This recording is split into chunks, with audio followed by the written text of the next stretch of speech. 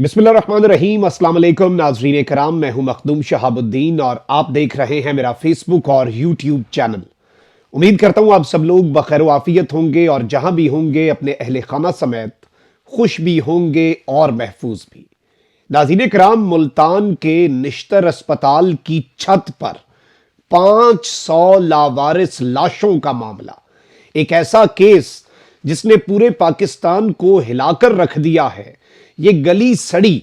और लावारिस लाशें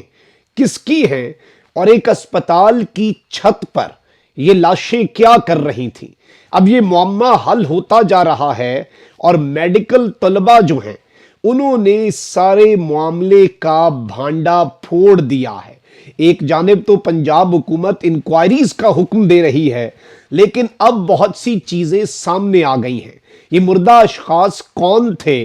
इसका असल मकसद क्या था, ये वाकया कब का है, कब से हो रहा है, और ये जो तस्वीर और वीडियोस जो कि इंतहाई दिल खराश हैं, यानी कि बहुत सी लाशें गली सड़ी हैं, बहुत से इंसानी आज़ा हैं, ये सारे निश्तर अस्पताल मुल्तान की छत पर कर क्या रहे थे, इसका असल जिम्मेदार कौन है, ये सारी की सारी डिटेल्स इस वक्त हमारे पास कुछ मौजूद हैं जो आपके सामने रखनी है। सबसे पहले तो मैं आपको ये बताऊं, ये मामला इतना संगीन है और इसने इस तरह से सोशल मीडिया को भी अपनी लपेट में लिया हुआ है और इस वक्त हर जानिब इस पर बात हो रही है। और ये जो वीडियो क्लिप्स हैं ये मैं आपके सामने इधर चलवा नहीं सकता, ये इतने दिलखराश, और जाहिर बात है यूट्यूब की जो पॉलिसी है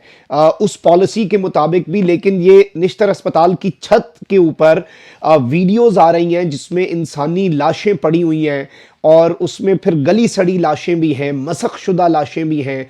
इंसानी आज़ा जो हैं वो देखे जा सकते हैं, ताफ़ुन। और अब जाहिर बात है यहाँ पर बहुत से सवालात खड़े होते हैं कि ये अगर लाशें वहाँ पर इतनी ज़्यादा पड़ी थी तो इनकी बू, क्योंकि जाहिर बात है कुछ ही दिनों के अंदर इस तरह की वहाँ से बदबू जो है वो आती है और इस तरह की स्मेल आती है, वो क्यों नहीं अभी तक ट्रैक हो चुका और अभी तक ये मामला क्यों दबा रहा, अब क्यों सामने आया? इस सब के ऊपर सबसे पहली अपडेट तो यह है कि वज़ीर आला पंजाब परवेज़ इलाही ने निश्तर अस्पताल मुल्तान में छत पर लावारिस लाशें फेंकने के वाक़े की इंक्वायरी का हुक्म दे दिया है और इस सारे मामले के अंदर इन्होंने नोटिस लेते हुए सूबाई secretary specialized health care and medical education जो है सेक्रेटरी जो उनसे रिपोर्ट तलब कर ली है। चौधरी परवेज़ इलाही ने इस अफसोसनाक वाक़े का नोटिस लेते हुए कहा है कि जिम्मेदार अमले के खिलाफ सख्त तादेबी कार्रवाई की जाए और लाशें छत पर फेंक कर गैर इंसानी फेल का इर्तकाब किया गया लाशों की बेहुरमती का वाक़या नाकाबिले बर्दाश्त है, ये कहना था चौधरी परवेज़ इलाही साहब का। अब यहाँ पर मैं आपको ये बता दूं कि इस हवाले से जो डिटेल्स आ रही हैं, जो इब्तदाई तहकीकात हैं, उनमें जो कुछ सामने आ रहा है वो ये बड़ी परेशान कुन वीडियोस के बाद अब इस बहस के साथ अफवाहों के साथ साथ क़यास आराइयाँ भी हो रही हैं, जिसके बाद पंजाब हुकूमत ने गुज़श्ता रात ही इंक्वायरी का हुक्म दिया था और निश्तर अस्पताल के मेडिकल सुपरिटेंडेंट को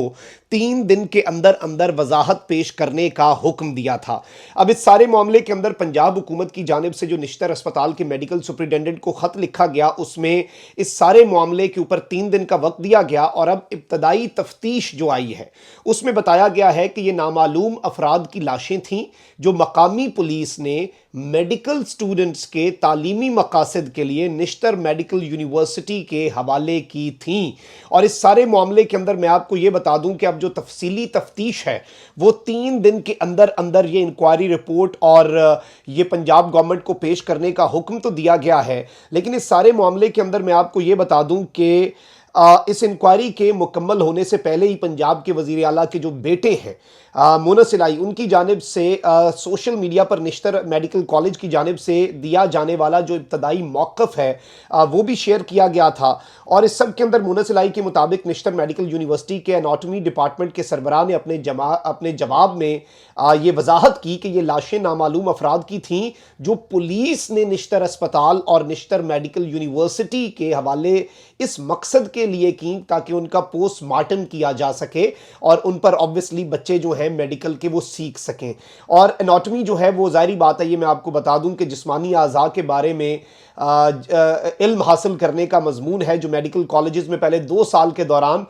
MBBS करने वाले तलबा को पढ़ाया जाता है, जबकि पोस्टमार्टम वो अमल है जिसमें ज़ाहिर बात है मौत की तमाम वजूहात का तयन किया जाता है और हर तरह से जिस्म की जांच पड़ताल की जाती है। इस वजाहत जो आई है, इसके मुताबिक पुलिस की जानिब से इन लाशों के हवाले करने के बाद कहा गया था कि अगर ज़रूरत हो तो इनको MBBS तलबा के तालीमी मकासद के लिए इस्तेमाल किया जा सकता है। ताहम इस वजाहत में अस्पताल की जानिब से दावा किया गया है कि लाशें गल सड़ रही थीं और उनसे बदबू आ रही थी, इसलिए उनको फ्रीज़र में नहीं रखा जा सकता था और उनकी हालत ऐसी थी कि उनको तालीमी मकासद के लिए इस्तेमाल करना भी नामुमकिन था। यानी कि ये लाशें उन्हें इस हालत में दी गई कि या ना वो फ्रीज़र में रखी जा सकती थीं और ना ये लाशें जो हैं ये तालीमी मकासद के लिए इस्तेमाल हो सकती थीं। तो head of anatomy department Nishtar अस्पताल जो है, उनके मुताबिक इन लाशों के गलने सड़ने का अमल मुकम्मल होने के बाद इनके जिस्म से हड्डियां अलग कर ली जाती हैं, जिनको तालीमी मकासद के लिए इस्तेमाल किया जाता है, और फिर इन लाशों को दफना दिया जाता है। इसलिए लाशों की बेहुरमती का कोई मामला नहीं,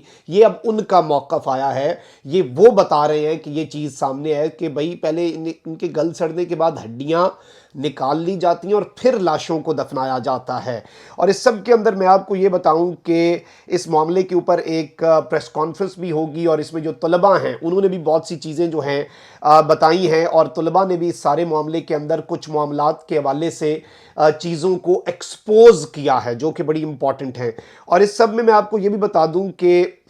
2 तरह के मुर्दा खाने होते हैं किसी भी टीचिंग हॉस्पिटल के अंदर। एक्सपर्ट्स के मुताबिक एक एनाटमी का डिपार्टमेंट होता है और एक फोरेंसिक का डिपार्टमेंट होता है, जहां पोस्टमार्टम किया जाता है। और पुलिस जो है, जिनकी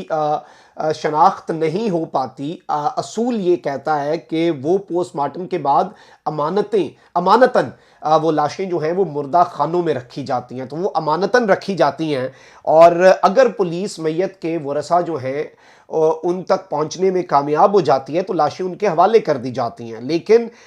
जो लाशें जिनकी शनाख्त नहीं हो पाती, जिनके लवाहिकीन नहीं मिल पाते, वो बदस्तूर मुर्दा खाने में मौजूद रहती हैं, और इसी तरह का ये सिस्टम चलता रहता है। और कानूनी तौर पर 2 हफ्ते तक ऐसी लाशों की शनाख्त का इंतज़ार किया जाता है, जिसके बाद दौरान पुलिस मुख्तलिफ ज़राए से लवाहिकीन तक पहुँचने की कोशिश करने की पाबंद होती है। इस मुद्दत के बाद इन लाशों को तालीमी मकासद के लिए इस्तेमाल किया जा सकता है। ताहम अमूमी तौर पर ऐसी नाकाबिल शनाख्त लाशों को 4 हफ्ते तक रखा जाता है, जिसके दौरान लाशों को गलने सड़ने से महफूज रखने के लिए असूल यही कहता है कि आप केमिकल के तरीके से और कीमियाई तरीके से महफूज रखें और स्टोरेज में रखें। तो ये कुछ असूल हैं, कुछ एक आप कह लें कि थंब रूल्स हैं। और ऐसी लाशों की हवालगी का अमल पूरा होता है जिसमें लिखा जाता है कि लाश किसने हवाले की और मैयत की दीगर मालूमात वगैरह का इंदराज किया जाता है। और इसमें नॉर्मल प्रैक्टिस जो है एक्सपर्ट्स के मुताबिक और इस तरह के जो दीगर डॉक्टर्स हैं उनके मुताबिक,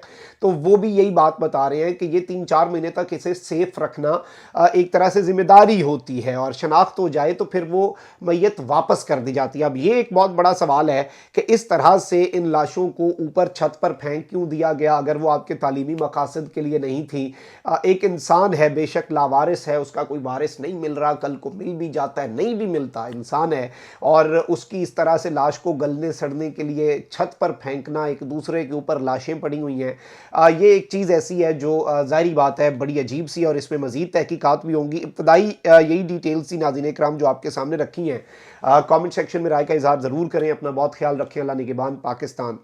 जिंदाबाद।